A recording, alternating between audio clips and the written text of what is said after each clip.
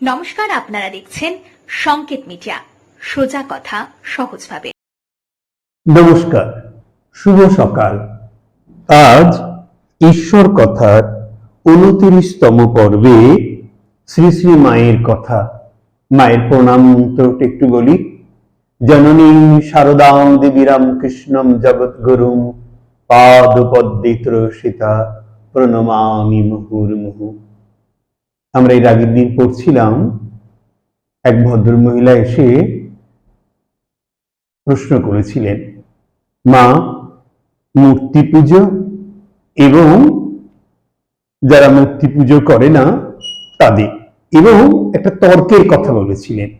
সেই প্রসঙ্গে মা তাদের খুব সুন্দর উত্তর দিয়েছিলেন।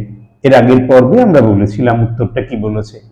পরে মা বলছে, মেয়ে লোকের আবার তর্ক, জ্ঞানী পুরুষরাই তর্ক করে তাকে বর পেলে ব্রহ্ম কি তর্কের বস্তু? একটু পরেই আমার গাড়ি এলো।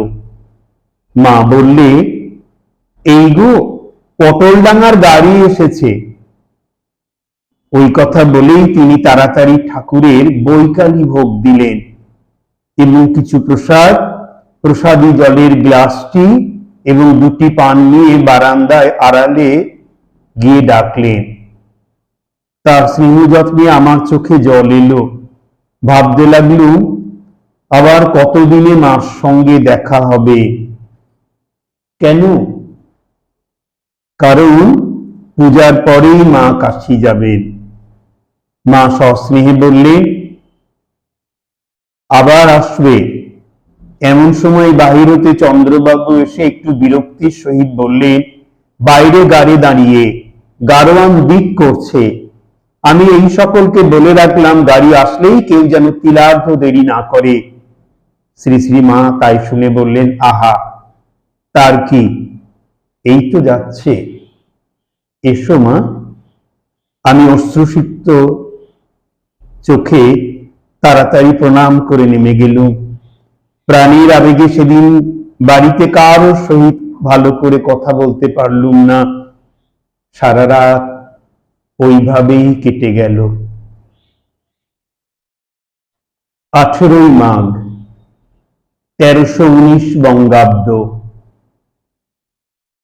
3রা মাঘ মা কাশী হতে ফিরেছেন। সকালবেলা গিয়ে দেখি মা পুজো করছেন এবং পূজা প্রায় শেষ হয়ে এসেছে। পূজা শেষ হলে উঠে এসে বললেন, এই যে মা, এসেছো? আমি ভাবছি দেখা হলো না বুঝি। আবার শিগগিরই দেশে চলে যাব। খাবার তৈরি করে নিয়ে গিয়েছি দেখে মা বললেন, ঠাকুরের আজ মিষ্টি কম দেখে ভাবছিলুম গো। তা ঠাকুর তার ভোগের জিনিস সব নিজেই জোগাড় করে নিলেন। তা আবার কেমন ঘরের তৈরি সব খাবার। ঠাকুরকে ওইসব নিবেদন করা হলে ভক্তদের জন্য একখানি শালপাতায় ভাগ ভাগ করে সাজিয়ে দিতে লাগলেন। ভূদেব বললে, এত দেব কাকে? মা হেসে বললেন, দেখো ছেলের বুদ্ধি, নিচে যেসব ভক্তরা আছে তাদের দিবি, দিয়া এগে যা। একটু পরে রাঁচি হতে একটি ভক্ত এসে মাকে প্রণাম করে ফুলের মালা দিলেন এবং বললেন, সুরেন আপনাকে এই টাকাটি দিয়েছে। এই বলে টাকাটি মার পদতলে রাখলেন। বেলা হয়েছে। রাধু স্বপ্নের মিশনারি স্কুলে যাবে বলে খেয়ে দিয়ে কাপড় পরে প্রস্তুত। এমন সময় গোলাপ মা এসে মাকে বললেন, বড় হয়েছে মেয়ে, এখন আবার স্কুলে যাওয়া কি? এই বলে রাধুকে যেতে নিষেধ করলেন। রাধু কাঁদতে লাগলো। মা বললেন, কি আর বড় হয়েছে, যাক না, লেখাপড়া, শিল্প এসব শিখতে পারলে কত উপকার হবে। যে গ্রামে বিয়ে হয়েছে সব জানলে নিজে এবং অন্যেরও কত উপকার করতে পারবে। কি বলো মা? পরে রাধু স্কুলে গেল। অন্নপূর্ণার মা একটি মেয়ে নিয়ে এসেছে দীক্ষার জন্যে। তিনি বললেন, মা, ও আমাকে খেয়ে ফেললে তোমার কাছে দীক্ষা নেবার জন্যে। কি করি তাই নিয়ে এলুম। মা বললে, আজ কি করে হবে? আমি তো জল খেয়ে নিয়েছি। অন্নপূর্ণার মা বললেন, ও তো খাইনি। তা মা, তোমার খাওয়ার তো আর কোনো দোষ নেই। মা জিজ্ঞেস করলেন, একেবারে কি ঠিক হয়ে এসেছে? অন্নপূর্ণার মা বললেন, হ্যাঁ মা, একেবারে স্থির করে এসেছে। মা সম্মত হলেন। দীক্ষার পরে শ্রী মাকে মেয়েটির কথা বলতে লাগলেন। ও কি মা তেমন মেয়ে? ঠাকুরের বই পড়ে চুল কেটে পুরুষ সেজে তপস্যা করতে তীর্থে বেরিয়ে গিয়েছিল। একেবারে বৈদ্যনাথে গিয়ে হাজির হয়েছিল। সেখানে এক বনের মধ্যে বসেছিল। ওর মায়ের গুরু সেখান দিয়ে যাচ্ছিলেন। ওকে দেখতে পেয়ে পরিচয় নিয়ে নিজের কাছে রেখে ওর বাপের কাছে সংবাদ পাঠাতে ওর বাপ গিয়ে নিয়ে এলো। মা চুপ করে কথাগুলি শুনে বললেন, আহা, কি অনুরাগ! আর সকলে বলতে লাগলেন, ওমা, সে কি গো, অমন রূপের ডালি মেয়ে কেমন করে রাস্তায় বেরিয়েছিল? হোক গে বাপু ভক্তি অনুরাগ। নলিনী বললে, বাপরে, আমাদের দেশ হলে আর রক্ষে থাকতো না। অবশ্য এইসব কথা মেয়েটির ও অন্নপূর্ণার মায়ের অসাক্ষাতেই বলা হচ্ছিল। নলিনী ও আমার সঙ্গী একটি স্ত্রীলোক উভয়ই স্বামীর কাছে থাকেন না। কি কথাই যেন তাদের কথা এলো। মা বললেন, ঠাকুর বলতেন, জরু, গরু, ধান এ তিন রাখবে আপন বিদ্যমান। আরো বললেন, এসব চারা গাছের সময় বেড়া না দিলে ছাগলে গুড়িয়ে খাবে। দুপুরে আহার আনতে সকলে পাশের ঘরে শয়ন করলেন। নতুন মেয়েটিকে মা একটু শুতে বললেন। সে বললেন, না মা, আমি দিনের বেলায় শুই না। আমি তাকে বললুম, মা বলছে কথা শুনতে হয়। মেয়েটা তবে শুই বলে সে একটু শুয়ে আবার উঠে বারান্দায় গেল। মা বললেন, মেয়েটা একটু চঞ্চল, সেজন্যেই বেরিয়ে গিয়েছিল। মা মেয়েটির ঝিকে জিজ্ঞাসা করলেন, মেয়েটির স্বামী কি করে? কেন মেয়েটিকে কাছে নিয়ে রাখে না? ঝি বললে, তিনি অল্প মাইনে পান, আর ঘরে কেউ নেই, ওকে নিয়ে গিয়ে একলাও রাখতে পারেন না, তাই শনিবার শনিবার শ্বশুর বাড়ি আসেন। অন্নপূর্ণার মা বললেন, ও স্বামীকে বলে, তুমি আমার কিসের স্বামী? জগৎ স্বামী আমার স্বামী। মা কোনো উত্তর দিলেন না। ঠাকুর ঘরের উত্তরের বারান্দায় মেয়েরা সব গল্প করছিলেন। বড় গোল হচ্ছিল। মা বললেন, বলে এসো তো মা, আস্তে কথা বলতে, এখনই শরতের ঘুম ভেঙে যাবে। ঘরটি এখন নির্জন দেখে মাকে সাধন ভজন ও দর্শন সম্বন্ধে কয়েকটি কথা জিজ্ঞাসা করলুম। মা বললেন, ঠাকুরও আমাকে অভেদভাবে দেখবে, আর যখন যেভাবে দর্শন পাবে সেইভাবেই ধ্যান স্তুতি করবে। ধ্যান হয়ে গেলেই পুজো শেষ হলো, এইখানে অর্থাৎ হৃদয়ে আরম্ভ ও এইখানে অর্থাৎ মস্তকে শেষ করবে। এই বলে তিনি দেখিয়ে দিলেন।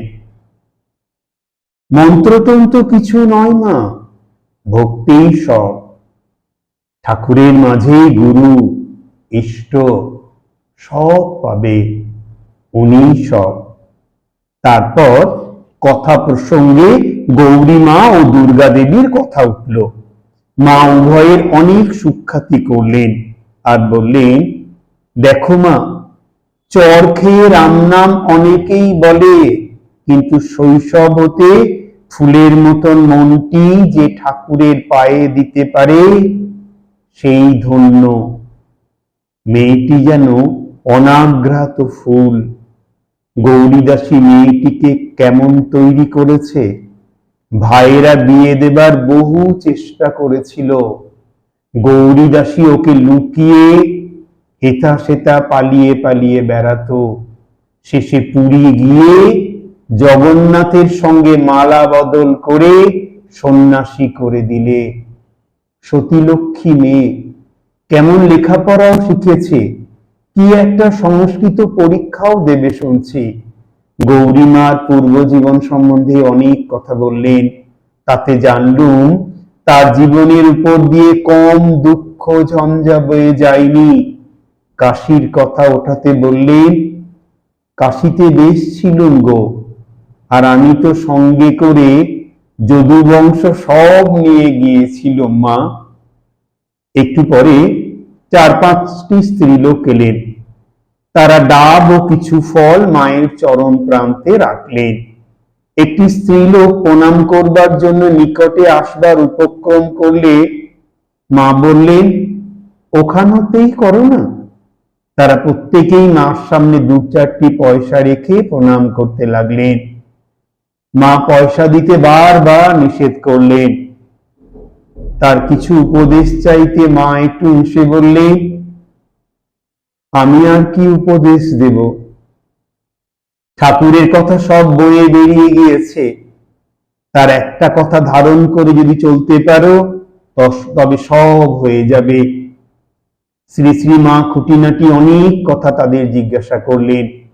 তারা বিদায় নিলে মা আমাকে বললেন, উপদেশ নেয় এমন আধার কই? আধার চাই মা, নইলে হয় না। কথায় কথায় ঠাকুরের ভাগ্নে হৃদয় প্রভৃতির কথা উঠল। 2-1টি কথা হতেই অন্নপূর্ণার মা ঘরে ঢুকতে সেসব কথা চাপা পড়ে গেল। তিনি বললেন, মা, আমি স্বপ্নে দেখেছি তুমি যেন আমাকে বলছো, আমার প্রসাদ খা, তবে তোর অসুখ সারবে। আমি বলছি, ঠাকুর নিষেধ করেছেন আমাকে কারো উচ্ছিষ্ট খেতে। তা মা, আমাকে এখন তোমার প্রসাদ একটু দাও। মা সম্মত না হওয়ায় তিনি খুব জিদ করতে লাগলেন। মা বললেন, ঠাকুর যা নিষেধ করেছেন তাই করতে চাও? অন্নপূর্ণার মা উত্তর করলেন, তাতে ও তোমাতে যতদিন তফাৎ বোধ ছিল ততদিন ও কথা ছিল, এখন দাও। মা শেষে তাকে প্রসাদ দিলেন। কিছুক্ষণ পরে তারা বিদায় নিলেন। গৌরীমার ওখান হয়ে যেতে হবে বলে আমিও একটু পরে বিদায় নিলাম। 5 তারিখ কি 6 তারিখ ফাল্গুন মাসের 1319 বঙ্গাব্দে শ্রীমান সৌখরণের সহিত পুনরায় গিয়েছি। সকালবেলায় পুজো হয়ে গেছে দেখেই মা বললেন, এসেছো মা, বেশ করেছ। জয়রামবাটি যাবার দিন বদলে গেছে, 13ই নয় 11ই ফাল্গুন। কার সঙ্গে এলে? আমি বললুম, শোকহরণ নিয়ে এসেছে। অনেক দূরে আছি মা, আসবার সুবিধা হয় না। মা শ্রীমানের প্রশংসা করে বললেন, আহা, লক্ষ্মী ছেলে, কত কষ্ট করে নিয়ে এসেছে। জিজ্ঞাসা করলেন, জামাই অর্থাৎ আমার স্বামী কেমন আছেন? আমি বললাম, বড় ভালো নেই মা। কিছুক্ষণ পরে একখানি চিঠির জবাব লিখে দিতে বললেন। মা বলতে লাগলেন, আর আমি লিখে যেতে লাগলুম। দুপুরে খাওয়া দাওয়ার পর মা একটু বিশ্রাম করছিলেন। এমন সময় কয়েকজন স্ত্রীলোক দর্শন করতে এলেন। মা শুয়ে শুয়েই তাদের কুশল প্রশ্ন করতে লাগলেন। তারা 2-1টি কথার পর বলতে আরম্ভ করলেন, আমার একটি ভালো ছাগল আছে, 2 সের দুধ দেয়, 3টি পাখি আছে, এইসব এখন অবলম্বন। আর বয়স তো কম হয়ে গেল না মা? আমার তখন ঠাকুরের কথা মনে পড়ল। বেড়াল পুষিয়ে মহামায়া সংসার করান। শ্রী শ্রী মা হা হা করে যেতে লাগলেন। আহা, মা, আমাদের জন্য তোমাকে কতই না সইতে হয়। একটু বিশ্রামটুকু সময়ে যত রাজ্যের বাজের কথা। বৈকালে বেলা একটু পরে আসতে আমরা বিদায় নিলুম। এর পরের ঘটনা পরের দিন পড়ব। আজ এই পর্যন্তই। মায়ের আশীর্বাদী হাত আপনাদের মাথায় থাকুক। ঈশ্বর কথার 23তম পর্বে শ্রী শ্রী কথামৃত থেকে পাঠ হবে পরের দিন। নমস্কার। Subscribe our channel. Press the bell icon.